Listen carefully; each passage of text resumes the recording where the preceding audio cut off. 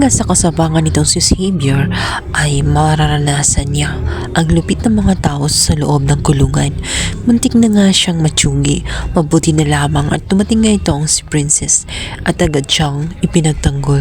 Nagulat si Xavier na ganun pala katindi ang presensya nga nitong si Princess sa loob ng kulungan. Aking pasasalamat nga nitong si Xavier dito kay Princess kahit hindi sila okay at dala ng ibang paningin nga nitong si Xavier pagdating kay Princess. Tingin niya ay kailangan nga niyang maging close itong si Princess para maprotektahan siya sa loob ng kulungan.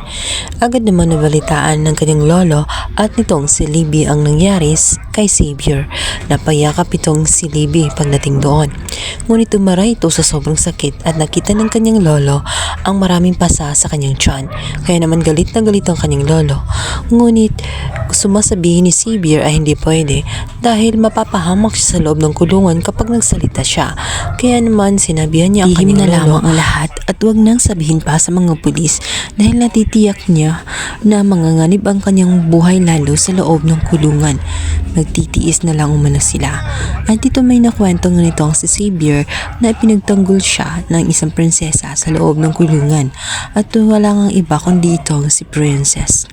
Nagulat si Libby ngunit naiinis siya dahil ginagawa lang umano yun nitong si Princess dahil gusto nitong magpabida at wala siyang pakialam sa nararamdaman ng iba kagaya na lamang ng ginawa niya noong kasalukuyang birthday niya kung saan kumuha siya ng video mula sa kanyang ina. Sinabihan ni Libby na dapat mag-ingat-ingat siya sa kay Princess.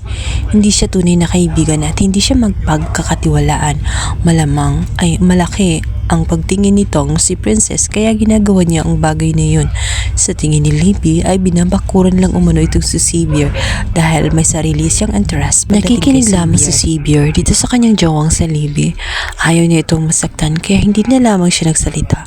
Ngunit sa isip-isip nito ay kailangan nga niya itong si Princess lalo pat pinagkakatiwalaan siya sa loob ng kulungan at kapag naging close niya itong si Princess, magiging ligtas ang pananatili niya sa loob ng kulungan.